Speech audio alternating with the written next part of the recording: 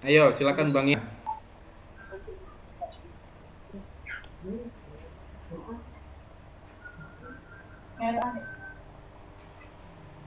mari kita bersatu dalam doa. Tuhan Yesus, terima kasih Engkau telah menunjukkan kita bersama di sini. Tuhan, sekarang kita ingin beribadah kepada kami dari awal pertengahan hingga akhir ya Tuhan. Terima kasih Tuhan Yesus, dalam hal ini kami telah berdoa dan minta syukur. Amin. Amin. Seperti biasa, pembaca Alkitab kita sudah kita sahkan dan kita tetapkan Kak Tara.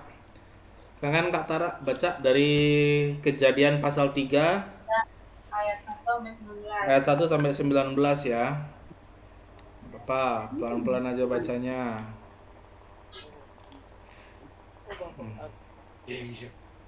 Berhubung tulisan di ayat Alkitab itu kecil, Pak.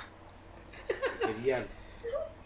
Kejadian Jadi pasal 3. Kejadian pasal 3. Hmm.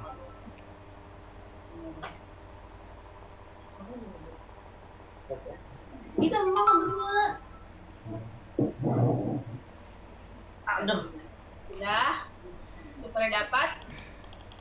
Udah. Ayo. Rafael sama Alisa udah. Kalau jauh saya nggak bisa lihat. Nggak perlu berantem. Ya. Ya, bacain Kak Tara. Oke. Kejadian 3 ayat 1 sampai dengan 19. Judul perikopnya manusia jatuh ke dalam dosa. Adapun ular ialah yang paling cerdas dari segala binatang di darat yang dijadikan oleh Tuhan Allah. Ular itu berkata kepada perempuan itu, tentulah Allah berfirman, semua pohon dalam taman ini jangan kamu makan. Dalam taman ini jangan kamu makan buahnya, bukan? Lalu sahut perempuan itu kepada ular itu, buah pohon-pohonan dalam taman ini boleh kamu makan. Tetapi tentang buah pohon yang ada di tengah-tengah taman, Allah berfirman, jangan kamu makan ataupun raba buah itu, nanti kamu mati. Tetapi ular itu berkata kepada perempuan itu, sekali-kali kamu tidak akan mati. Tetapi Allah mengetahui bahwa pada waktu kamu memakannya, matamu akan terbuka, dan kamu akan menjadi seperti Allah, tahu tentang yang baik dan yang jahat. Perempuan itu melihat bahwa buah pohon itu baik untuk dimakan dan sedap dilihatnya. Lagi pula pohon itu menarik hati karena memberi pengertian. Lalu ia mengambil dari buahnya dan dimakannya dan diberikannya juga kepada suaminya yang bersama-sama dengan dia.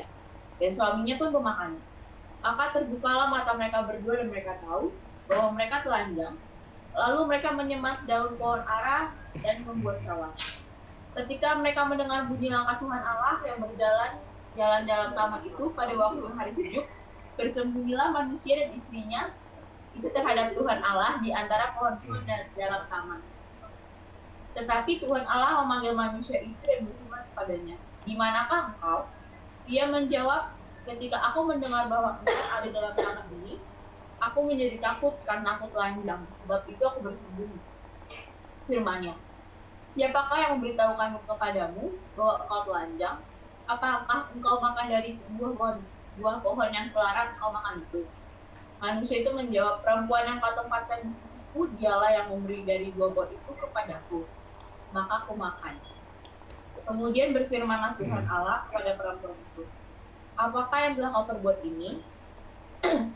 Jawab perempuan itu, ular itu yang memperdayakan aku, maka aku makan. Lalu berfirmanlah Tuhan Allah kepada ular itu, karena engkau berbuat demikian, terkutuklah engkau di antara segala ternak dan di antara segala binatang hutan. Dengan perutmu engkau akan menjalar, dan biji tanahlah akan engkau makan seumur hidupmu. Aku akan mengadakan permusuhan antara engkau dan perempuan ini, antara keturunanmu dan keturunannya. Keturunannya akan merebutkan kepalamu dan engkau akan merebutkan kulitnya. Firman-Nya kepada perempuan itu, susah payah waktu mengandung akan dibuat sangat banyak. Dengan kesakitan engkau akan melahirkan anakmu, namun engkau akan birahi kepada suamimu dan dia akan berkuasa anak. Lalu firman-Nya kepada manusia itu, karena engkau mendengarkan perkataan istrimu dan memakan dari buah pohon yang telah kuperintahkan kepadamu, jangan makan daripadanya, maka tertutuklah tanah karena engkau. Dengan bersusah payah engkau akan mencari rezekimu dari tanah seumur hidupmu. Semak duri dan rumput duri yang akan dihasilkan bagimu, dan tumbuh-tumbuhan di padang akan menjadi makananmu. Dengan berpeluh engkau akan mencari makananmu sampai engkau kembali menjadi tanah. Karena dari situlah engkau diambil, sebab engkau debu dan engkau akan kembali jadi debu. Amin. Ya,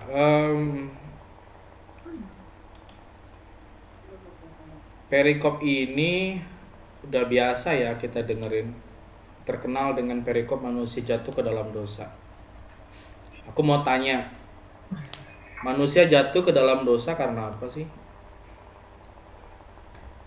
Ayo, jawab. Siapa mau jawab nih? Lexa dulu, Lexa. Lexa dulu, habis itu Rahel ya. Coba Lexa, hidupin mic-nya, Ca.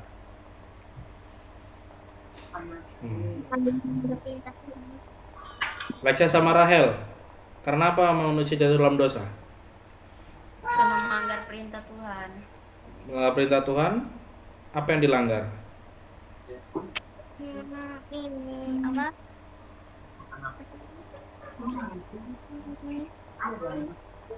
Apa? Apa perintahnya? Kak Tara, Ian, Hatoru.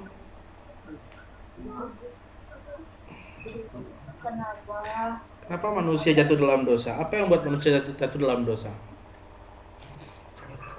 Berawal dari keinginan tahu, berawal dari keinginan tahu mereka, keinginan tahu mereka.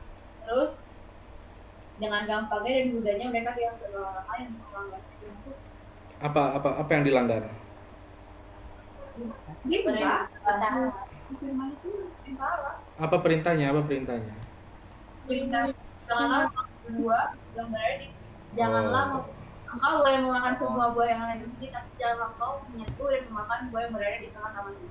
Oke, jadi karena dia makan buah yang dilarang Tuhan gitu ya? Ya. Sepakat itu deh Ian, bro. Tuh, geser sini apa itu papa? Galak kakakmu itu ya. Geser sini. Setuju Yan? Kenapa manusia jatuh dalam dosa Yan? Melanggar perintah Tuhan. Apa perintah Tuhan Yan? Kau boleh makan semua buah di taman ini, tetapi janganlah kau menyentuh dan memakan buah yang berada di tengah taman. Ya, nggak boleh makan buah yang di tengah taman ya. Oke, gitu ya saya. Itu ya Kel ya? Ya. Iya. Kak Dinda gimana Kak Dinda?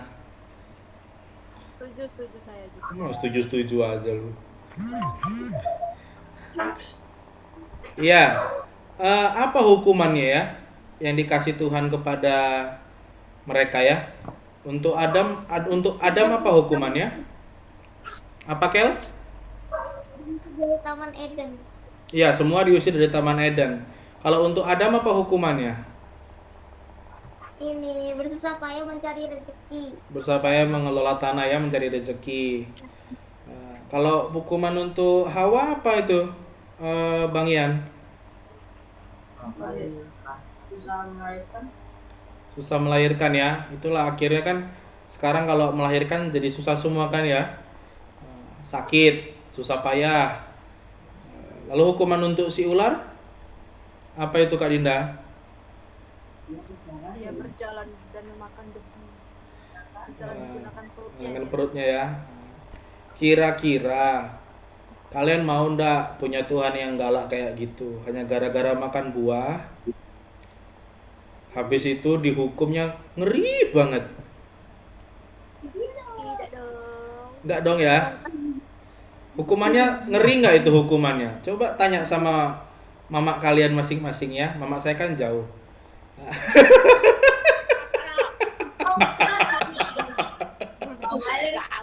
Tanya, susah nggak ngelahirkan kalian itu?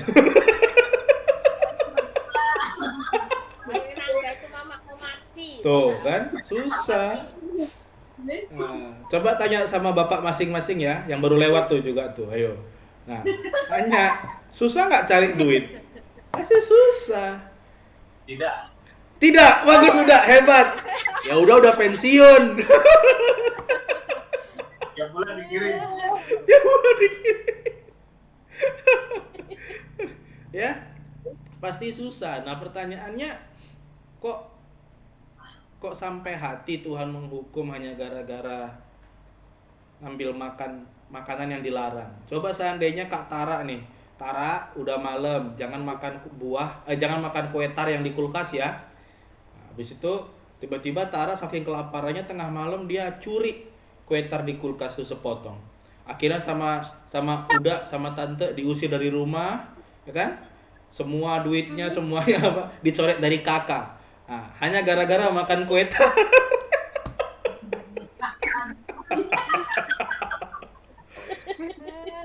Gimana kira-kira? Mau nggak punya Tuhan yang kayak gitu? Adik gimana? Mau nggak punya Tuhan yang kayak gitu? Serem kan? Kalau Tuhan kayak gitu kayaknya serem ya. Iya. Iya kan ya, Kel ya? Iya. Iya. Jadi kira-kira kenapa ya Tuhan menghukum Adam sama Hawa ya? Karena makan buah atau karena hal yang lain? Karena dia ingin sama dengan Tuhan. Itu jawabannya tuh, sudah jawab. Karena dia pengen sama dengan Tuhan. Samanya itu dalam pengertian pengen setara. Setara. Derajat lah bahasanya. Sederajat ya. Jadi dia itu ingin menyamai Tuhan.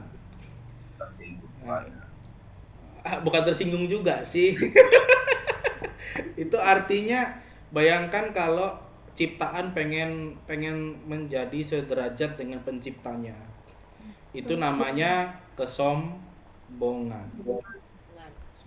Jadi apa yang membuat Tuhan menghukum mereka adalah kesombongan. Jadi dosa pertama manusia dicatatkan dalam Alkitab ialah sombong. Sombong. Tidak melihat dirinya siapa, lalu kemudian jatuh ke dalam keinginan yang salah. Jadi bukan soal buahnya ya, nggak apa-apa makan buahnya. Tapi ketika si iblis merayu, kalau kamu nanti bisa makan, kamu akan jadi sama seperti Tuhan. Dia langsung, iya ya, tertarik dia sama pengertian itu. Keinginannya, ambisinya, ingin sama seperti Tuhan itu membawa mereka ke dalam dosa. Jadi kalau kita baca kan di awal tadi sudah ditawarin kok sama ular, perempuan nolak loh, nggak tertarik dia. Tapi ketika tawaran berikutnya, kamu nanti bisa sama seperti Tuhan. Di situ dia kemudian jatuh ke dalam pencobaan. Dosa berikutnya apa? Setelah dosa kesombongan, apa yang membuat mereka pada akhirnya dihukum sama Tuhan? Karena sebenarnya kan Tuhan kalau mau menghukum bisa aja dong. Tapi kan dalam ceritanya Tuhan turun mencari mereka. Mana mereka? Mereka bersembunyi. Kalau orang sudah buat salah itu pasti akan ketakutan, bersembunyi. Tetapi kan Tuhan tidak langsung menghukum. Tuhan bertanya dulu sama mereka. Dosa berikutnya apa yang mereka lakukan sampai Tuhan menghukum mereka?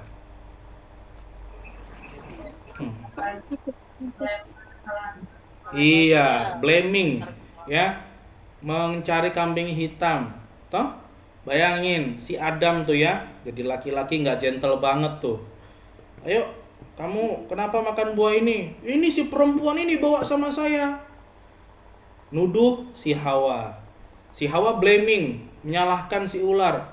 Siapa yang ini salah kayak gini? Ya ini si ular menggoda saya. Si ular bingung mau nyalahkan siapa. Lah tinggal Tuhan, masa mau nyalahkan Tuhan? Ya kan? Nah, kan mereka berempat tuh. Adam nyalahin Hawa, Hawa nyalahin ular. Nah, ularnya bingung, saya nyalahin siapa ini gitu. Udah ularnya diem aja akhirnya kan. Di posisi yang serba salah. Akhirnya ya sama Tuhan semuanya dihukum.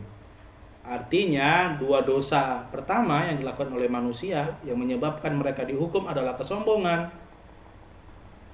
Yang membuat mereka, kesombongan itu membuat mereka ingin menjadi seperti Tuhan. Punya derajat, punya kuasa, punya pengertian yang sama dengan Tuhan. Kesombongan kedua adalah mereka tidak mau mengakui kesalahan mereka sendiri. Karena untuk bisa berkata cukup dengan pengertian saya, itu butuh kerendahan hati. Dan berkata saya yang salah juga butuh kerendahan hati. Lawan kata dari kerendahan hati, kesombongan. Tinggi hati, sombong.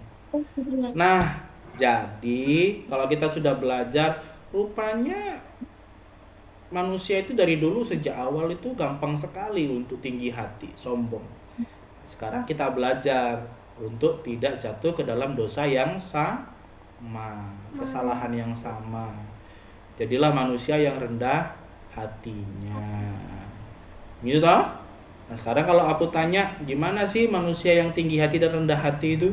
Contohnya seperti apa? Ayo satu-satu kasih contoh dulu. Kak Tara dulu. Apa yang terjadi? Dalam kehidupan Kak Tara, pergaulan Kak Tara, dunia kuliahan, persahabatan, tinggi hati itu seperti apa sih contohnya? Yang simpel sih paling menyombongkan apa yang dia punya. Contoh.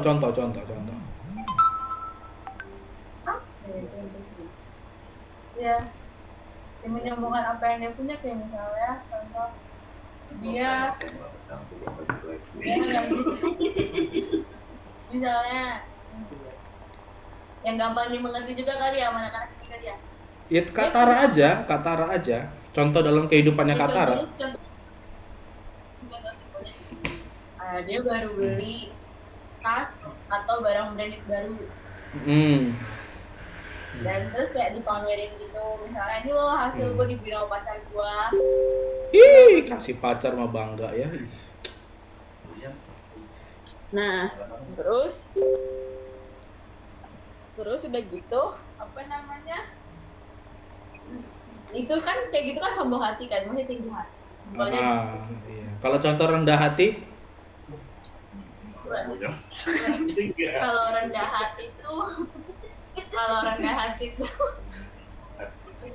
rendah hatinya itu tuh misalnya tolonglah, aku tidak bisa berpikir. Diganggu papamu ya?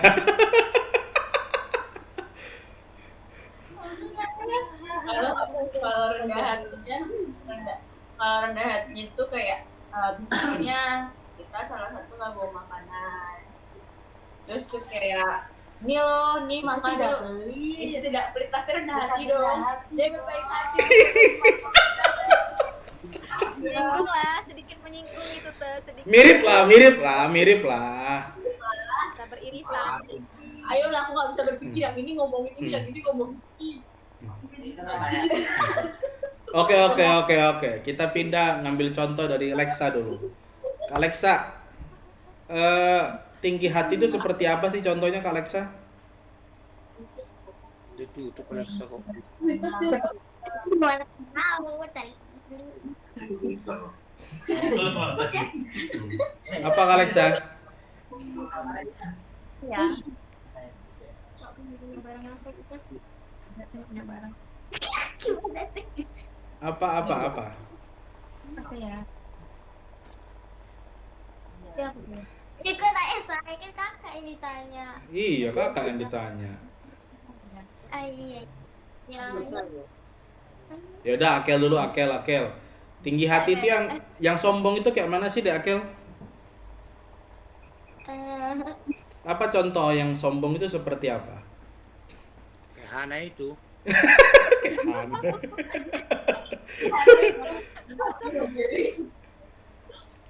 Anak tuh sombong tuh. Gue nggak punya duit buat beli anak puzzle. Jangan bohong, nggak usah bohong. Bohong. Asem.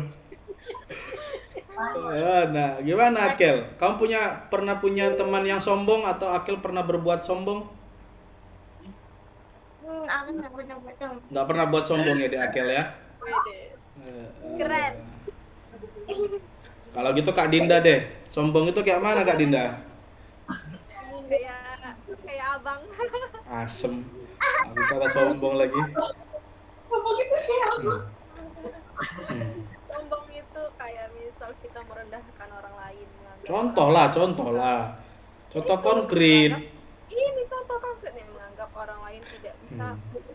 melakukan sesuatu yang kita bisa lakukan. Contoh, Saya contoh, bisa beli contoh. permen di warung 500, yang lain nggak punya duit. Kamu nggak bisa beli kan? Saya bisa beli gitu. Pamer-pamer permen ya. Oh iya iya. Yo, Iya. Nggak, Dulu ya, temenmu masih ada yang pamer-pamer permen sama? ada anak-anak gang rumah sini. Sombong itu kayak mak tua itu loh. Oh, Mak tua diberikan lontong sate, satenya nggak dimakan, ya dimakan lontongnya lontong. aja. Itu termasuk sombong. Lontongnya aja. Betul itu tahu. Ini deh Ian pasti keren nih Bang ininya nih. Bang Ian nih. Mana Bang Ian? Bang Ian. Bang, mau tahu contoh tinggi hatinya dia apa? Aku nggak nanya Kak Tara loh. Ini menang game. Aku nggak nanya Kak Tara loh. Tinggi hatinya dia tuh berada dalam dirinya dia sendiri, tahu nggak Iya. kamu? Itu. Mana nih? Bang Ian, Bang Ian. Kamu Hah? Contohnya dari tadi kau sebutkan. Mana? Contoh kesombongan tuh seperti apa? Contoh rendah hati itu seperti apa? Ada pada dirinya sendiri. Kalian tahu nggak? Terakhir itu zamannya abang loh yang belajar soal rendah hati, tenggang rasa di sekolah. Kalian tuh udah nggak ada. PPKN-nya kalian itu sekarang belajar soal pemerintahan kan? Iya. Iya. Apa jadi contoh yang tinggi hati? Nah, ayo, Bang Ian, 1. Masak gimana? Tahu kalau masak kayak mana? Profesional. Kenapa dia speechless? Segi profesionalnya. Dia kalau mau masak selalu merasa dirinya profesional. Oh, itu bukan tinggi hati, itu kepedean. Orang masaknya juga gak enak. Enggak, dia nanti yang masak, dia yang profesional, kalian nggak bisa masak. Luar biasa ya. Kalau Pede. PD-nya selangit itu. Terus yang rendah hati gimana lah Bang Ian? Rendah hati itu. Udah deh. Ini selalu di bawah. Itu namanya rendah badan, bukan rendah hati. Rendah pantat kan duduk di bawah kan. Lesehan toh. Apa deh ya rendah hati? Susah kan cari contoh rupanya? Cobalah, ayo. Rendah hati.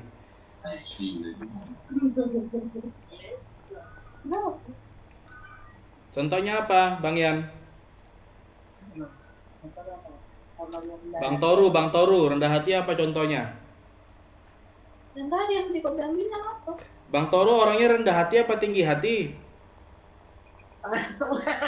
Setengah-setengah. Oh normal ya, ini ya. Tenang saja. Apa contohnya Bang Toru? Iya, berarti itu sebetulnya.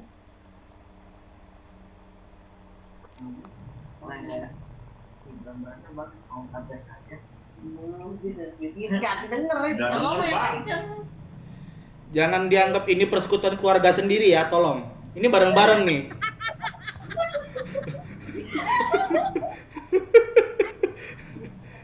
Berarti itu apa, Bang? Kasih contoh aja. Yang tadi, itu bener. Yang udah apa? Nggak usah takut salah.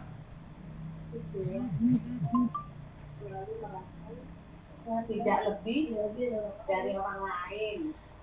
Itu maksudnya dan. Itu rendah diri. Minderan, Dek. Jangan, Dek. Dia tadi bercerita. Gimana? Contoh. Ada orang, ada orang yang punya gambar kita. Ih, gambarnya bagus banget. Ah, enggak kok, biasa aja. Oh, iya. Ih, Itu Mama, bisa contoh rendah hati yang benar ya dibandingkan Kak Tara tadi. Enggak, tapi Bang, itu langsung loh bisa jadi 2 hal. Ya kan timbang berbagi makanan. Anda mengkritik ya, Anda tidak ngaca ya Anda ya. Hah? Iya, jadi bagian yang tersulit dalam diri kita itu kan bagaimana kita mau membahasakan sebuah contoh perilaku. Padahal kalau kita berhasil membahasakannya, mengatakannya, harapannya kita bisa komit untuk mengerjakannya. Pada akhirnya kerendahan hati itu sebenarnya bicara tentang bagaimana kita bisa mengutamakan orang lain, satu, tidak menganggap mereka rendah, dua, lalu bagaimana kemudian kita melihat bahwa kita adalah eh, sesama manusia ciptaan Tuhan yang tidak ada yang lebih tinggi daripada satu dengan yang lain. Mungkin kita punya lebih, tapi itu apa yang Tuhan percayakan kepada kita, sesungguhnya kita diberkati untuk menjadi berkat bagi sesama. Dan hanya orang-orang yang tidak tinggi hati saja yang bisa menyatakan itu dalam kehidupannya sehari-hari. Maka jadilah manusia yang rendah hati, karena di awal mulanya dunia diciptakan dan manusia hidup, dosa yang menyebabkan penderitaan itu terjadi di tengah-tengah dunia ini adalah manusia yang sombong. Salah satu manusia sombong apa? Dalam kehidupan kerohanian, merasa bisa jadi tidak butuh Tuhan. Contohnya seperti apa? Yang tidak pernah berdoa, itu. Nah, kemudian merasa hidup manusia ini bisa hidup secara mandiri tanpa membutuhkan orang lain. Itu kesombongan juga. Padahal Tuhan menciptakan manusia untuk saling tolong menolong. Sama seperti Adam itu dipandang tidak baik apabila ia seorang diri, maka Tuhan menciptakan penolong yang sepadan bagi dia. Artinya manusia itu pada hakikatnya tidak bisa hidup tanpa pertolongan orang lain. Sama kayak dokter kalau lagi sakit, tidak bisa dia mengoperasi dirinya sendiri. Dia butuh orang lain juga, butuh dokter. Ya aneh aja tiba-tiba dia bedel-bedel perutnya kan. Nah, tuh ya. Jadi setiap manusia membutuhkan orang lain. Itu salah satu kesadaran yang penting. Lalu kemudian yang berikutnya adalah kita belajar juga dari kerendahan hati untuk mengaku salah ya. Pernah ngomong maaf sama mama papa gitu kan? Harus minta maaf kalau salah. Gitu. Jadi jangan merasa saya tidak salah atau lain sebagainya. Kayak tadi, enggak, yang salah si A, yang salah si B. Nah, kalau misalnya ya Hana nanti menyalahkan Rahel, Rahel menyalahkan Lexa menyalahkan siapa? Oh, tinggal sendiri dia. Masa menyalahkan bapaknya? Nggak bisa. Sama kayak tadi siapa? Adam menyalahkan Hawa, Hawa menyalahkan ular bingung. Masa menyalahkan Tuhan? Ya nggak wani deh. Jadi dia takut dia. Tinggal terakhir, gitu. Makanya jangan saling menyalahkan. Harus melihat bahwa dalam sebuah peristiwa itu pasti kita punya kesalahan. Jangan ragu, jangan malu untuk mau minta maaf. Bisa jadi loh kalau kemarin itu Adam sama Hawa, iya Tuhan saya yang salah. Bisa jadi Tuhan ampuni, nggak jadi diusir dari Taman Eden, nggak bisa pakai wifi gratis seumur hidup, enak kan? Nah sekarang wifi-nya harus bayar, bayarnya pakai duit, yang nyari duit bapak itu, nyari duit, orang tua nyari duit, mama nyari duit, dengan susah payah. Artinya dosa itu harus kita hentikan, karena kita sudah diselamatkan oleh Tuhan. Jadi jadilah manusia yang rendah hati dan tidak tinggi hati. Ada pertanyaan? Cukup jelas yang aku jelaskan? Atau semakin ku jelaskan semakin tidak jelas? Jelas atau belas? Jelas. Jelas, Kel. Apa Kel yang jelas, Kel?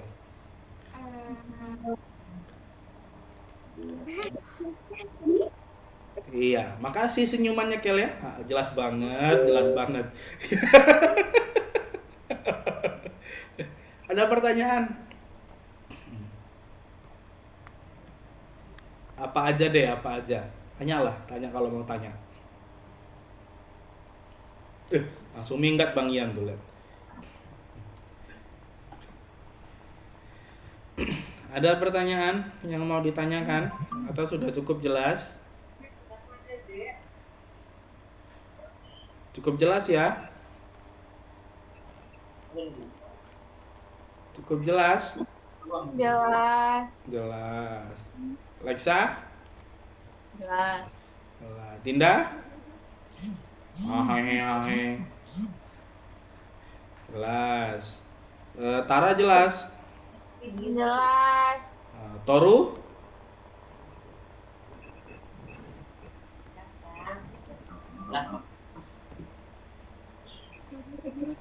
Ian jelas Ian? Jelas. Jelas, mantap. Kalau sudah jelas, bisa kita tutup ya dalam doa ya. Ya, berarti jadwalnya doanya kan jadwalnya Kak Dinda ya. Yo, Kak Dinda tutup dalam doa. Ayo kita berdoa. Mari kita bersatu dalam doa. Bapa kami di surga, Bapa kami datang kepadamu Tuhan membawakan doa. Kiranya berkatilah kami pribadi lepas pribadi ya Tuhan. Berkatilah niat-niat kami dalam menjalani kehidupan kami Bapa, agar dalam menjalani kehidupan ini kami senantiasa menjadi pribadi yang lebih rendah hati dan berguna bagi sesama Tuhan. Kiranya di hari-hari kami Tuhan, bantulah kami untuk bisa menjadi alat-Mu dalam melakukan kasih dan membagikan kasih kepada sesama. Untuk kedepannya Tuhan, baik pendidikan maupun pekerjaan dan hari-hari tua kedua orang tua kami Tuhan, kiranya Engkau berkati kami agar semuanya berjalan sesuai hanya dengan kehendak-Mu. Terima kasih Yesus Kristus, kami berdoa dan bersyukur. Haleluya, amin. Amin. Yuk, foto. Masuk semua masuk. Masuk. In frame. Mama kurang geser. Mama kurang geser. Geser dia malah membelakangi saya. Bapak ngabisin tempat. Geser.